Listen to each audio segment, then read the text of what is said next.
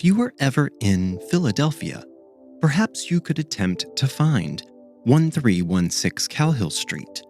This used to be the address of a patent office owned by H. Holmes and his partner, Ben Pitezel. The elusive address is now a parking lot, which stretches the length of an entire city block.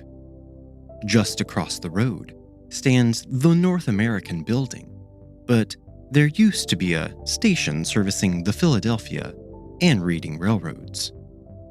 Just down the road is the building which holds the Philadelphia Inquirer, the very paper which covered all of the salacious news stories during the time of H. Holmes. This is an odd piece of a neighborhood now, filled mostly with abandoned buildings, an area tucked between Chinatown and the poverty-stricken portion of North Philadelphia. But when H. Holmes wandered these streets, the city was very different. I'm John Dodson. Welcome to The Secret Sits.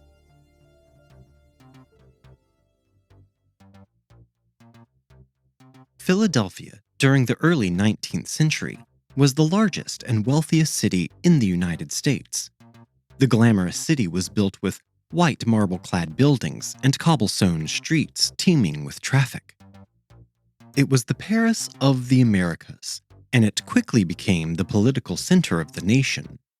And like its sister city, it was also quickly becoming the center of fashion and high society. By the latter half of the 19th century, Philadelphia had grown to the highest population of African Americans of any northern city. The City Hall building was erected as an opulent example of Second Empire French architecture, which was all the rage at the time. It used elements of many different historical styles and also made innovative use of modern materials such as iron frameworks and glass skylights. The building was crowned with a statue of William Penn in 1894. Around this time, a New York-based cheese company also lent the popular city's name to its #1 brand new product, its cream cheese. But suddenly, the city lost its vigor, and all of the nation's political power moved to Washington, D.C., and all of the arts, fashion, and culture moved to New York. Philadelphia turned to industry to maintain the city, but with industrial plants comes dirt and grime, and the working class, which also brings crime. It was at this time, when the city was lost in chaos, that H. Holmes moved in. It can be almost comical how much we romanticize criminals who have been long lost to time. We make movies about the love affair of Bonnie and Clyde, and people can name 4 famous serial killers before they can tell you the vice president 10 years ago. And H. Holmes is no different. His crimes seem so long ago that they are a plot for a new horror movie or the subject of the next true crime documentary. But I want you to remember that most serial killers are psychopaths, and many of these killers share very important characteristics. They are master manipulators, and they have a severe lack of a moral compass. They use their manipulative behavior to cover their tracks and evade capture. And this is how H. Holmes was. He was almost the supreme serial killer. It is believed that Holmes murdered a minimum of 100 human beings in his house of horrors before being caught. But how did this murder castle come to exist? And what made H. Holmes into the monster he turned out to be? Holmes was born Herman Webster Mudgett in the small village of Gilmington, New Hampshire on May 16, 1861. His father was Levi Horton Mudgett, and his mother was Theodate Page Price, both of whom had descended from the very first immigrants in this area of the country. Herman had an older sister named Ellen and an older brother called Arthur. He also had younger siblings, Henry and Mary. If Herman or his brothers or sisters were bad, their strict Methodist parents sent them to the attic for a full day without speaking or eating. Herman's father was especially abusive after he'd been drinking, which was most of the time. Herman was never a child like other children. He enjoyed being on his own. He would casually attack small animals out in the woods and then attempt to dissect them while they were still alive. You know, casual kid stuff. Herman had no friends. Well, that is not quite right. He did have one friend who mysteriously died one day while the two boys were out playing together. But as Herman grew, he became a distinguished-looking gentleman. He was bright, and some found him handsome. But Herman's one special talent was that he could make people feel special. At the age of 16, Herman graduated from Phillips Exeter Academy and took teaching jobs in Gilmanton and later in nearby Alton. On July 4th, 1878, he married Clara Lovering in Alton. Their son, Robert Lovering Mudgett, was born on February 3, 1880, in Loudon, New Hampshire. Robert would go on to become a certified public accountant and served as the city manager of Orlando, Florida. Herman enrolled in the University of Vermont in Burlington at age 18, but was dissatisfied with the school and left after 1 year. In 1882, he entered the University of Michigan's Department of Medicine and Surgery and graduated in June of 1884 after passing his exams. While enrolled, he worked in the anatomy lab under Professor Herdman, then the chief anatomy instructor. Holmes had apprenticed in New Hampshire under Dr. Wright, a noted advocate of human dissection.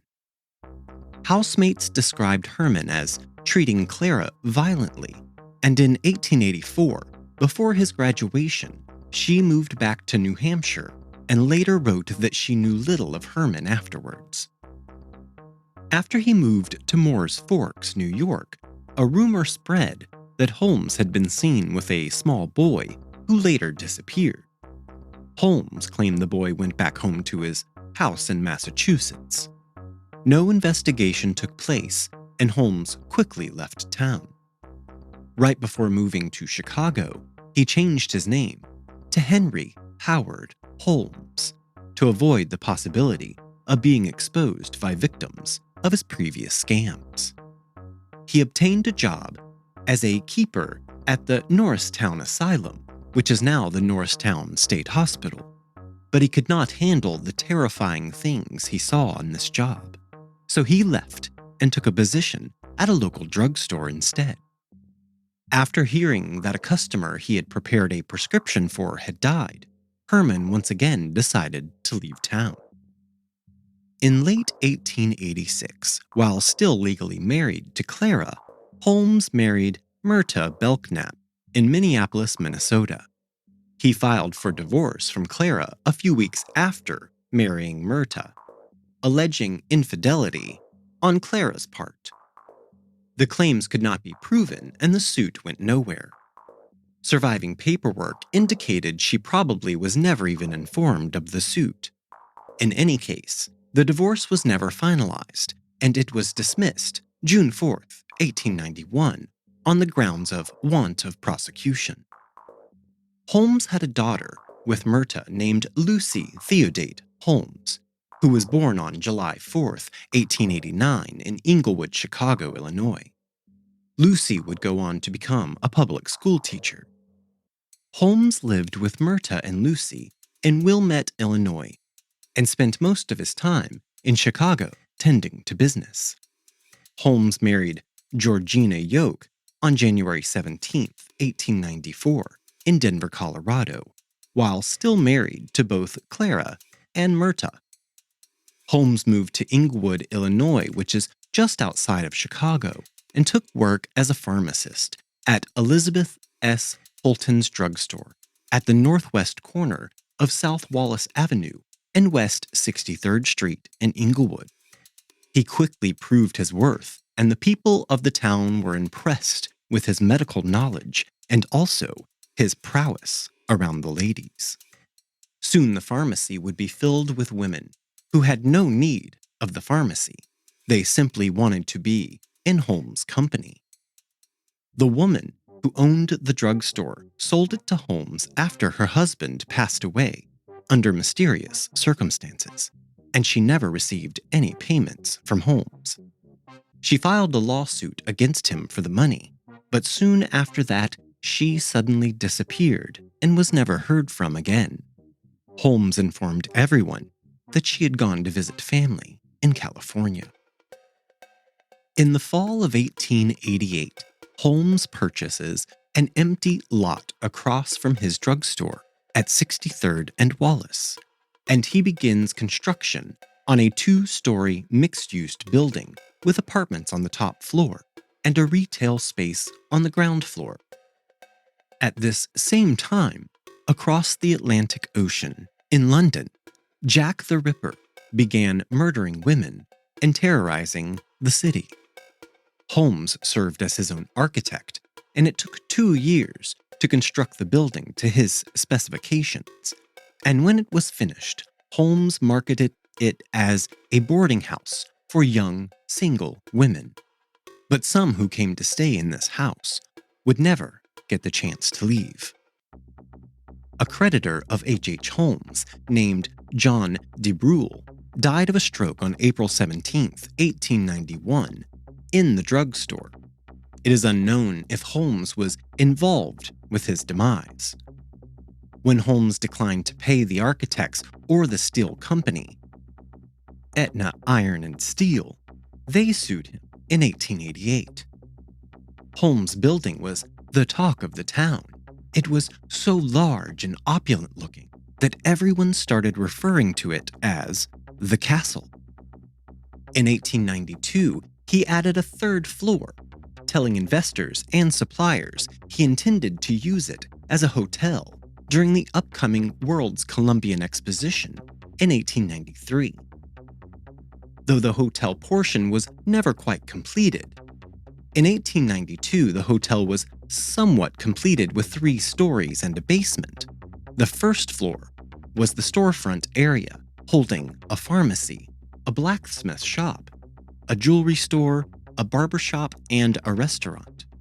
The 2nd story consisted of his elaborate torture rooms, which contained chutes that led to the basement. There were soundproofed rooms and mazes of hallways, some of which seemed to go nowhere. Many of the rooms were outfitted with chutes that would drop straight down into the basement, where Holmes had acid vats, quicklime, and a crematorium to dispose of his victims' bodies.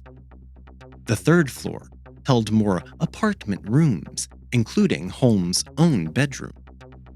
Ultimately, only Holmes knew the entire layout of the building, and it was purposely built to be utterly confusing to guests, with hallways that went nowhere, doors that opened to brick walls, and confusing staircases which made no sense. In 1894, some police officers inspected the hotel while Holmes was out. During the inspection, they found rooms with hinged walls and false partitions, rooms linked with secret passageways, and even airtight rooms that were connected to pipelines filled with gas, which Holmes used as gas chambers. Holmes would use chutes to deliver the bodies to the basement, and once there, he made use of surgical tables and an array of medical tools to dissect them before selling organs and bones on the black market and to medical institutions. The profit from selling these bodies made Holmes tons of money. The hotel was gutted by a fire started by an unknown arsonist shortly after Holmes was arrested, but was largely rebuilt and used as a post office until 1938. Besides his infamous murder castle, Holmes also had a one-story factory, which he claimed was to be used for glass bending. It is unknown if the factory furnace was ever actually used for glass bending, or to cremate incriminating evidence of Holmes's crimes. One of Holmes' earliest confirmed murder victims was his own mistress, Julia Smythe. She was married to Ned Connor, who lived in Holmes' building after getting a job working at the jewelry counter in the pharmacy. After Connor found out that his wife was having an affair with his boss, he quit his job and moved away, leaving his wife and young daughter behind. Smythe gained custody of her daughter and remained living in Holmes' building and continued on with their relationship. Both Julia and her daughter Pearl disappeared on Christmas Eve of 1891. Holmes would later claim that the woman had died during an abortion. Another likely mistress of Holmes's was Emmeline Segrande. She began working in the building in May of 1892 and disappeared that December. Another woman who vanished, Edna Van Tassel, is also believed to have been among Holmes's victims. Holmes's usual method of murder was by suffocation in various forms, including an overdose of chloroform, overexposure to lighting gas fumes, or being trapped in an airless vault, just to give a few examples. While working in the Chemical Bank building on Dearborn Street, Holmes met and became close friends with Benjamin Pitezel, a carpenter with a criminal past, who was exhibiting in the same building a coal bin he had invented. Holmes used Pitezel as his right-hand man for several criminal schemes. A district attorney later described Pitezel as Holmes's tool, his creature. Benjamin Pitezel had a wife named Carrie, and he also had 5 children.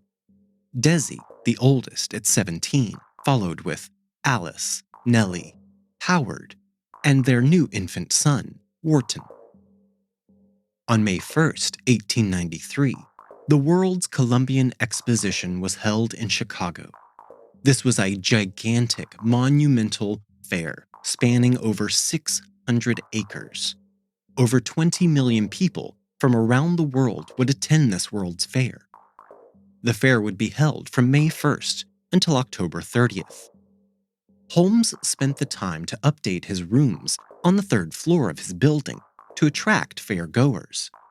He rents rooms in his castle to tourists passing through the town for the fair, some who would not be easily missed. But as per usual with Holmes, he never ended up paying for the furnishings at the castle.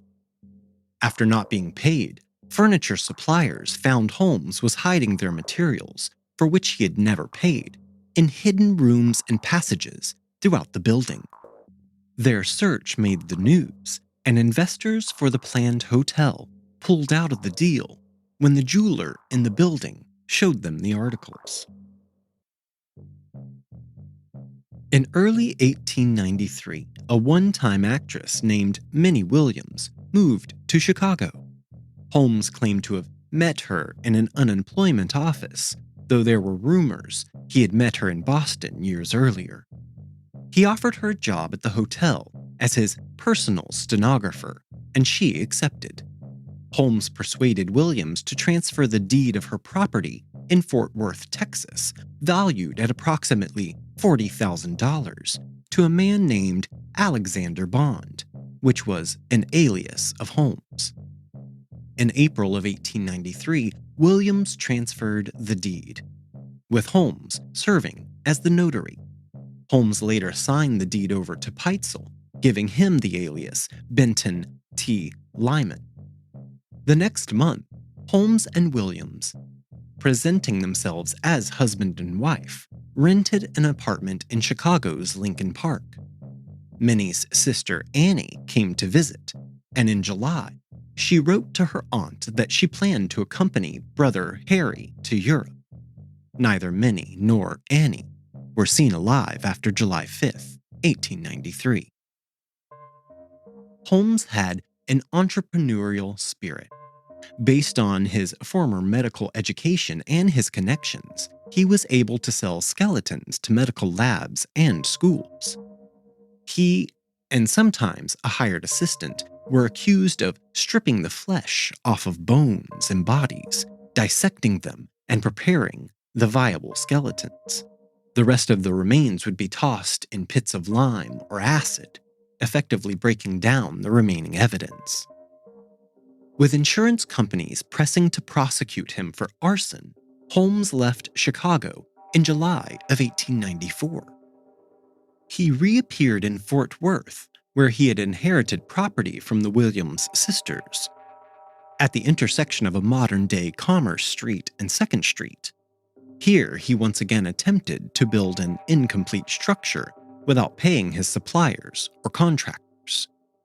This building, unlike the former of his properties, was not a site of any additional murders. In July of 1894, Holmes was arrested and briefly jailed for the first time on the charge of selling mortgaged goods in St. Louis, Missouri. He was promptly bailed out, but while in jail, he struck up a conversation with a convicted outlaw named Marion Hedgepeth, who was serving a 25-year sentence. Holmes had concocted a plan to swindle an insurance company out of $10,000 by taking out a policy on himself and then faking his own death. Holmes promised Hedgepeth a $500 commission in exchange for the name of a lawyer who could be trusted. Holmes was directed to a young St. Louis attorney named Jephthah Howe. Howe was in practice with his older brother, Alfonso Howe, who had no involvement with Holmes or Pitezel or their fraudulent activity. Jephthah Howe, however, found Holmes' scheme brilliant. Nevertheless, Holmes' plan to fake his own death failed when the insurance company became suspicious and refused to pay.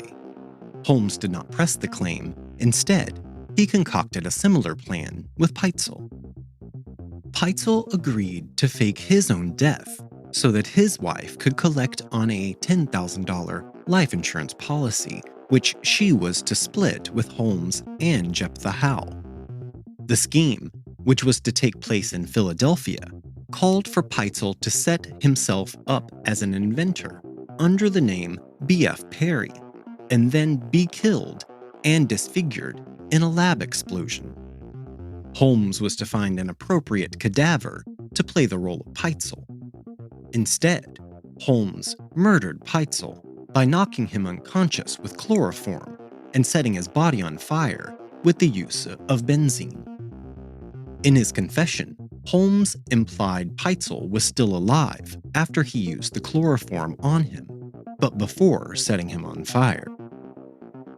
However, forensic evidence presented at Holmes' trial showed chloroform had been administered after Pitezel's death, a fact which the insurance company was unaware of. Presumably to fake suicide to exonerate Holmes should he be charged with murder.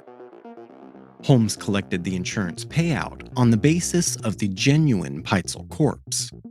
Holmes then went on to manipulate Pitezel's unsuspecting wife into allowing 3 of her 5 children, Alice, Nellie, and Howard, to be placed in his custody.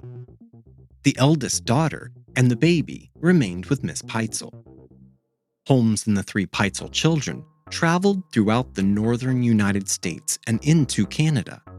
Simultaneously, he escorted Miss Pitezel along a parallel route, all the while using various aliases and lying to Miss Pitezel concerning her husband's death, claiming Pitezel was just hiding in London, as well as lying to her about the true whereabouts of her 3 missing children. In Detroit, just before entering Canada, they were only separated by a few blocks. In an even more audacious move, Holmes was staying at another location with his wife, who was unaware of the whole affair. Holmes would later confess to murdering Alice and Nellie by forcing them into a large trunk and locking them inside.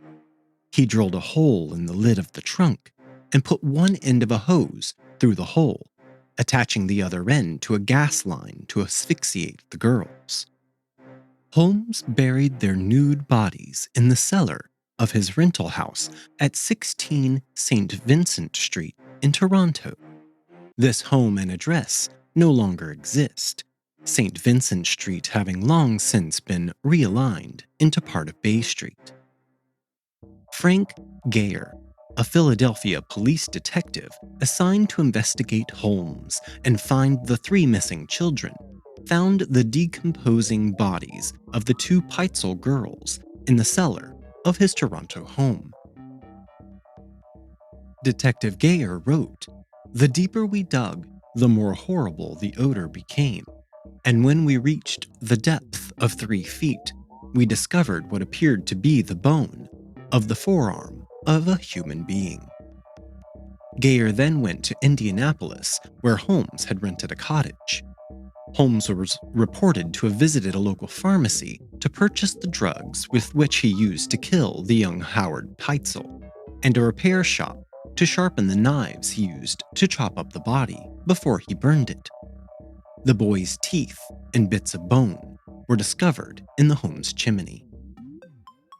Holmes' murderous spree finally ended when he was arrested in Boston on November 17, 1894, after being tracked there from Philadelphia by the Pinkertons Detective Agency. He was held on an outstanding warrant for horse theft in Texas because the authorities had become more suspicious at this point, and Holmes appeared poised to flee the country in the company of his unsuspecting third wife. In July of 1895, following the discovery of Alice and Nellie's bodies, Chicago police and reporters began investigating Holmes's building in Inglewood, now locally referred to as the Castle. Though many sensational claims were made, no evidence was found which could have convicted Holmes in Chicago. According to Seltzer, stories of torture equipment found in the building are simply 20th century fiction. I would love to hear if you believe that the murder castle was real or just fiction. Let me know through our social media. Holmes is transferred to Moyamensing Prison in Philadelphia and tried for conspiracy to cheat and defraud the Fidelity Mutual Life Insurance Company. Holmes pleads guilty but maintains that Pitezel committed suicide. In October of 1895, Holmes was put on trial for the murder of Benjamin Pitezel and was found guilty and sentenced to death. By then, it was evident Holmes had also murdered the 3 missing Pitezel children. Following his conviction, Holmes confessed to 27 murders in Chicago, Indianapolis, and Toronto, though some people he confessed to murdering were still alive. He also admitted to 6 attempted murders. Holmes was paid $7,500 by William Randolph Hearst, grandfather of Patty Hearst, who we covered just a few weeks ago, in exchange for his confessions, which were quickly found to be mostly nonsense. Holmes gave various contradictory accounts of his life, initially claiming innocence and later that he was possessed by Satan. His propensity for lying has made it difficult for researchers to ascertain the truth on the basis of his statements. While writing his confessions in prison, Holmes mentioned how drastically his facial appearance had changed since his imprisonment. He described his new, grim appearance as gruesome and taking a satanical cast. And he wrote he was now convinced that after everything that he had done, he was beginning to resemble the devil. On May 7, 1896, 10 days before his 35th birthday, Holmes was hanged at Moyamensing Prison. also known as the Philadelphia County Prison, for the murder of Pitezel. Until the moment of his death, Holmes remained calm and amiable, showing very few signs of fear, anxiety, or depression. Despite this, he asked for his coffin to be contained in cement and buried 10 feet deep, because he was concerned grave robbers would steal his body and use it for dissection. Holmes's neck did not break. He instead strangled to death slowly, twitching for over 15 minutes before being pronounced dead 20 minutes after the trap had been sprung.